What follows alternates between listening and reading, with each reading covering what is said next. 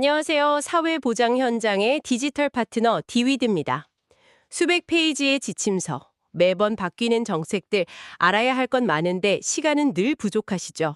그래서 준비했습니다. 슬기로울 정책생활.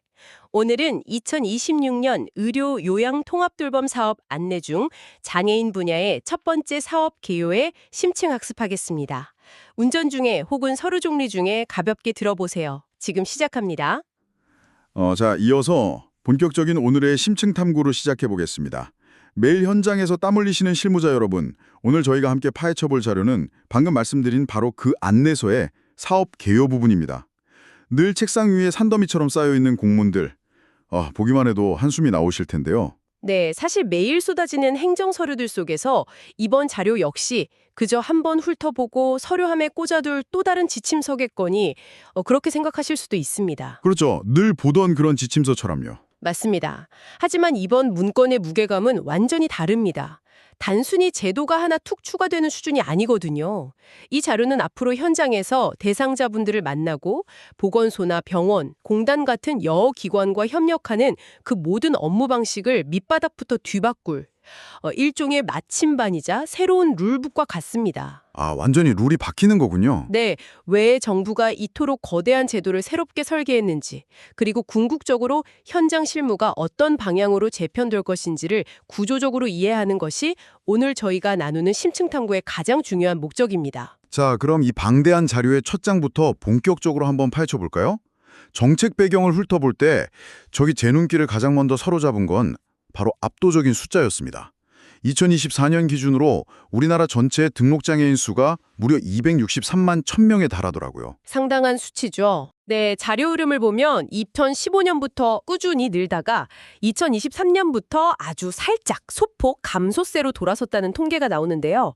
사실 그냥 전체 숫자만 놓고 보면 대략 260만 명대에서 어느 정도 유지되고 있구나 하고 무심코 넘어갈 수도 있는 대목입니다. 맞습니다. 무심코 넘기기 쉽죠. 하지만 통계의 진짜 무서운 점은 표면적인 총량이 아니라 그 내부를 채우고 있는 비율의 극적인 변화에 있습니다. 여기서 우리가 절대 놓치지 말아야 할 어쩌면 이번 통합돌봄 사업의 가장 핵심적인 추진 배경이 등장하거든요. 그게 어떤 부분인가요? 바로 장애인의 급속한 고령화 현상입니다. 자료에 명시된 수치를 뜯어보면 현장 실무자분들이 왜 요즘 그렇게 힘드신지가 단번에 증명됩니다. 등록장애인 중에서 65세 이상이 차지하는 비율이 2015년에는 42.3%였는데 2024년에는 무려 55.3%로 전체 절반을 훌쩍 넘겨버렸습니다. 와, 55.3%요? 불과 9년 사이에 고령 장애인의 비율이 엄청나게 팽창한 거네요. 그렇죠. 이건 단순히 나이 든 분들이 조금 많아졌다는 의미를 넘어섭니다. 젊은 시절부터 장애를 안고 살아오신 분들이 이제 노화로 인한 각종 만성질환까지 동시에 떠안게 되면서 복합적인 위기를 겪는 분들이 우리 사회 취약계층의 주류가 되었다는 뜻이니까요. 절반 이상이라는 수치를 들으니 현장에 계신 실무자 선생님들이 피부로 느끼는 체감 온도는 진짜 활짝 그 이상일 것 같습니다. 게다가 그 뒤에 더 숨막히는 수치가 따라오잖아요. 75세 이상 후기 고령층 인구의 폭발적인 증가 추계 말입니다. 네, 아주 중요한 지표죠. 2023년에 398만 명 수준이던 75세 이상 인구가 당장 2030년에는 약 549만 명, 그리고 2035년에는 730만 명으로 거의 2배 가까이 폭증한다는 겁니다. 지금 현장에서 실무를 담당하시는 선생님들이 불과 5년, 10년 뒤에 직면하게 될 업무 압박감이 상상조차 하기 힘듭니다. 정확한 진단이십니다.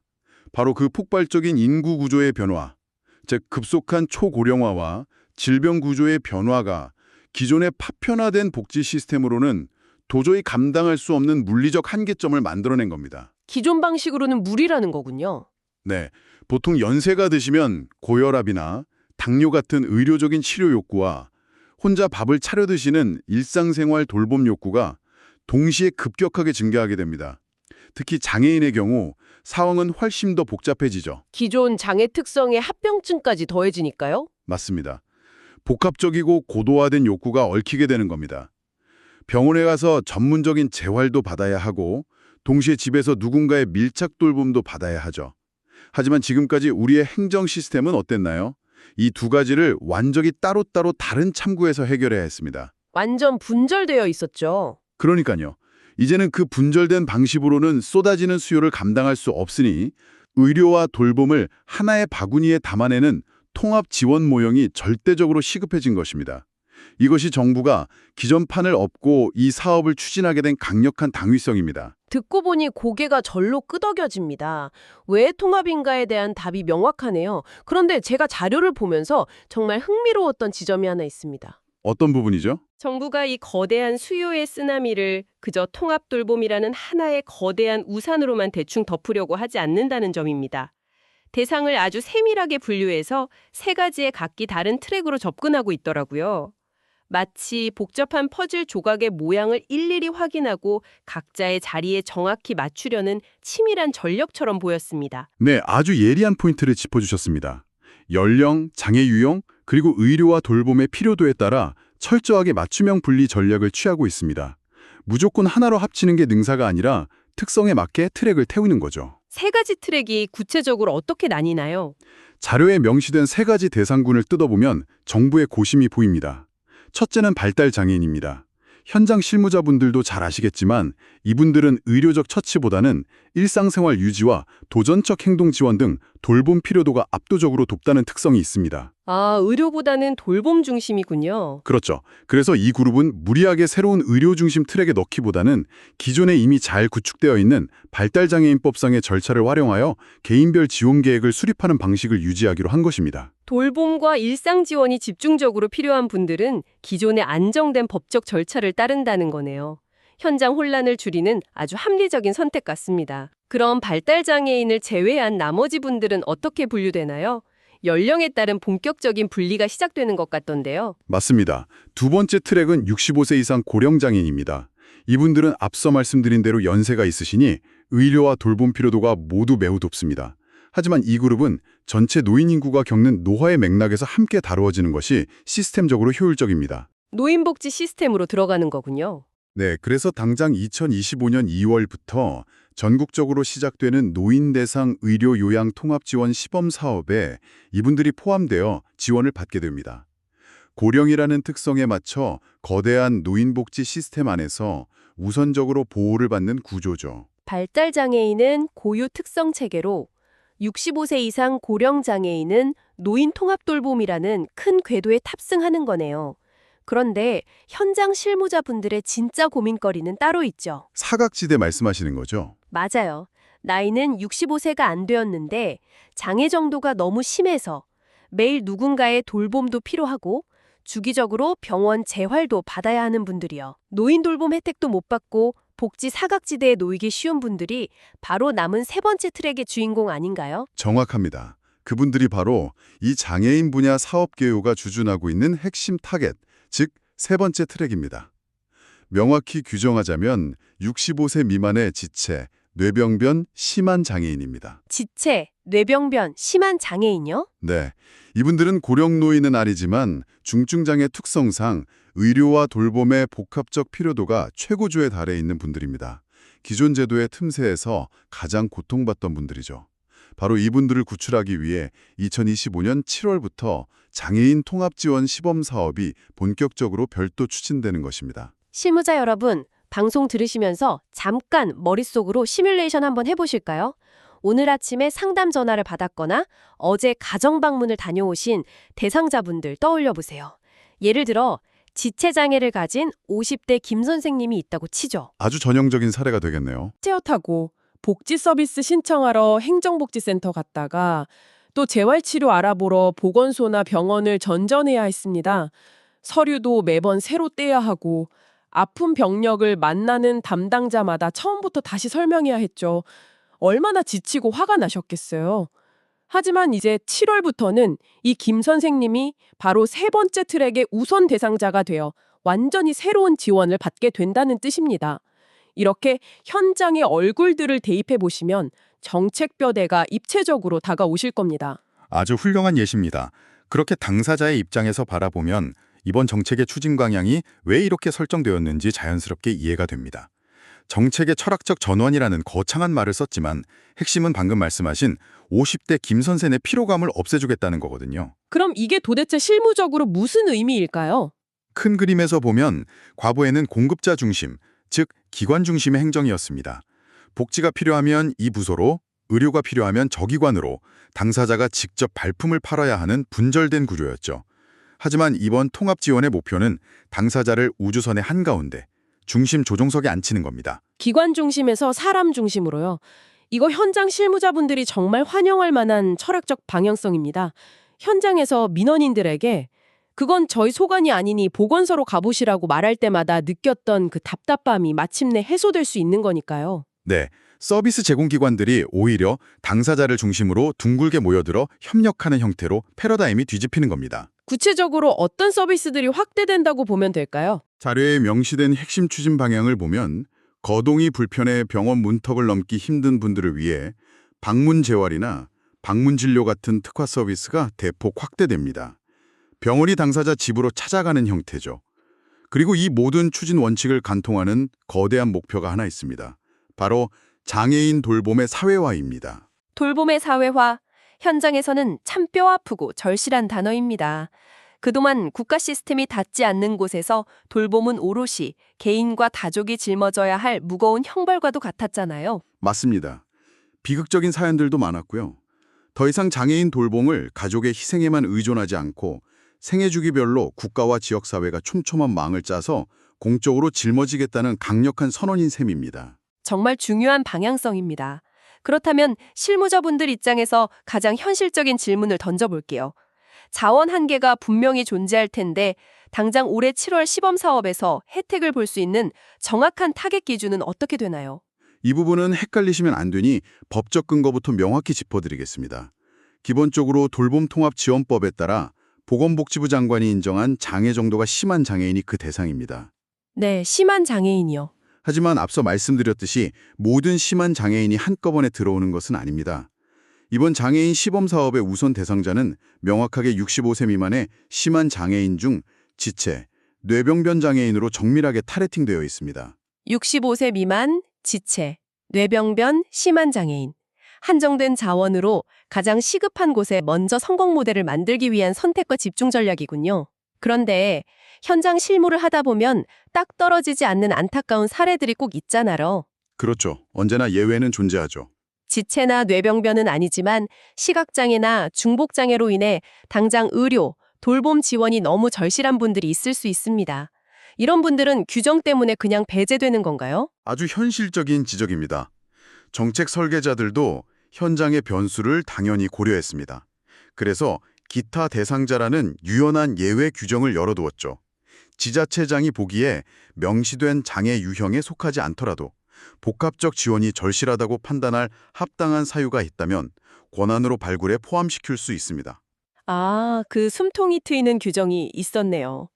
최일선에 계신 행정복지센터 담당자분들의 역할이 완전히 재정이 되는 순간입니다. 단순 접수가 아니라 우리 지역 숨은 위기 가구를 끄집어내는 진정한 지역 복지의 컨트롤 타워가 되시는 거군요. 맞습니다. 현장의 전문적인 판단을 전적으로 존중하겠다는 의미죠. 자, 이제 이 탐구의 하이라이트인 마지막 주제로 넘어가 보겠습니다. 철학도 훌륭하고 타겟팅도 명확한데 현장에서 가장 두려운 건 결국 누가 어떻게 이 거대한 일을 다 처리할 것인가 이거잖아요. 실무 조직도 말씀이시죠? 네, 엄청난 톱니바퀴들이 어떻게 맞물려 돌아가는지 추진 체계를 살펴볼까요? 선생님들은 지금 머릿속에 큰 지도를 펼쳐놓고 내가 누구와 연락하며 일하게 될지 상상해 보시면 좋겠습니다. 자료에 나온 추진 체계도를 보면 정말 정밀한 시계태엽 같습니다. 상단에는 보건복지부가 법령 정비와 예산을 총괄 감독하고요. 그 수직적 명령체계의 최일선에는 읍면동 행정복지센터가 있습니다. 대상자와 직접 얼굴을 맞대고 신청을 접수하며 초기 사전조사를 나가는 최전선 시냅스 역할이죠. 그 사이를 시도단이나 시군구가 조율하는 거고요. 여기까지는 익히 아는 행정망인데 제 눈길을 끈 건 우측에 포진한 거대한 전문기관들이었습니다. 건강보험공단이 빅데이터로 고위험군을 발굴해주고 인재원이 교육하고 정보원이 시스템 돕고 어벤져스급이던데요? 네, 맞습니다. 그중에서도 자료를 뚫어지게 보시면 굵은 파란색 테두리로 강력하게 강조된 박스가 하나 있을 겁니다. 아, 맞아요. 국민연금공단하고 한국장애인개발원이 묶여있는 그 박스요. 이 부분이 판도를 바꿀 핵심인가요? 아주 정확하게 짚어내셨습니다. 국민연금공단의 역할 확대는 실무적으로 엄청난 비중을 차지합니다. 많은 분들이 연금공단이 왜 통합돌봄에 끼어들지 하시겠지만 연금공단은 수십 년간 우리나라 장애정도 심사를 전담해온 곳입니다. 방대한 마스터 데이터베이스를 보유하고 있죠. 그 방대한 과거 심사 데이터가 있으니 훨씬 정교한 타리팅이 가능하겠네요. 게다가 공단과 지자체 간 정보 연계 시스템도 직접 구축한다고 되어 있더라고요. 실무자들 엑셀 수기 관리 지옥에서 벗어나는 거 아닙니까? 맞습니다. 엑셀 파일 수십 개 띄워놓고 복사 붙여넣기 하던 끔찍한 일은 사라질 겁니다. 거기에 더해 연금공단은 현장 실무의 핵심인 종합판정조사를 직접 실시합니다. 또한 지자체 통합지원회의에 직접 참석해서 전문적인 의견까지 개진하죠. 세상에 지자체 실무자분 등 독박 쓰는 게 아니었군요. 공단의 전문 조사관들과 시스템으로 소통하고 판정회의도 같이 하는 든든한 공동기획자 구조네요. 상상만 해도 어깨짐이 확 줄어듭니다. 그럼 그 밑에 한국장애인개발원은 어떤 역할을 하죠? 한국장애인개발원은 현장의 막막함을 해소해줄 최고의 컨설턴트 역할을 맡습니다. 지자체가 사업 추진하다 벽에 부딪혔을 때 현장 맞춤형 전문 기술 지원과 컨설팅을 직접 제공하죠. 언제든 SOS를 칠 수 있는 백업 부대입니다. 행정부는 제도를 열어주고 건보공단은 빅데이터 돌리고 연금공단은 발로 뛰며 시스템으로 연결하고 개발원은 기술적인 난제를 뚫어주고 거대한 톱니바퀴들이 꽉 물려 돌아가네요. 현장 선생님들 그려지시나요? 이건 일을 얹어주려는 게 아닙니다. 각자의 무기를 든 거대 기관들이 선생님을 지원하는 겁니다. 선생님은 이 데이터를 지휘해서 당사자에게 완벽한 서비스를 매칭하는 마스터 코디네이터가 되시는 겁니다. 마스터 코디네이터, 현장 역할 변화를 완벽하게 요약하는 단어입니다. 하지만 여기서 우리는 잠시 멈춰서서 아주 무겁고 중요한 질문을 하나 던져봐야 합니다. 어떤 딜레마가 있을까요? 이 화려한 조직도와 시스템이 서류상으로는 완벽해 보이지만 이 모든 것의 궁극적인 목적은 한 사람의 장애인 당사자가 지역사회에서 인간다운 존엄을 지키며 편안하게 살아가는 것, 오직 그것뿐입니다. 그렇다면 과연 이렇게 거창한 톱니바퀴들이 현장의 가장 밑단, 실무자 선생님의 책상 위에서도 붙여간 핑퐁 게임 없이 매끄럽게 굴러갈 수 있을까요? 아, 진짜 뼈 때리는 질문이네요. 중앙에서 아무리 시스템 깔아줘도 막상 현장에서 기관 간 이기주의로 소통이 막히면 그 피해는 장애인 당사자의 몫이니까요. 그렇습니다. 시스템의 완벽함 이전에 실무자들의 태도와 업무 방식이 먼저 통합되어야 합니다. 정부가 훌륭한 도구를 쥐어주었지만 서류 너머 당사자의 체온을 느끼며 흩어진 자원을 꿰매는 바느질은 결국 실무자 여러분의 손끝에서 완성됩니다. 지도를 예술로 승화시키는 건 오롯이 현장의 몫이라는 점을 깊이 고민해 보셨으면 합니다. 지금까지 오늘 정책의 핵심 포인트들을 짚어봤습니다. 업무에 작은 도움이 되셨나요? 복잡한 정책을 이해하는 것만큼 중요한 건 그것을 우리 지역만의 특색에 맞춰 현장에서 구현하는 것입니다. 엑셀과 종이뭉치 대신 우리 지역 맞춤형 디지털 시스템이 필요하다면 언제든 디위드를 찾아주세요. 행정은 레거시 시스템이, 현장 돌봄의 완성은 디위드가 함께합니다. 더 자세한 내용과 실무 팁은 디위드 홈페이지에서 확인하실 수 있습니다. 구독과 좋아요로 내일의 복지 행정을 더 가볍게 만드세요. 보다 촘촘한 사회 안전망을 위한 디지털 파트너 디위드였습니다. 감사합니다.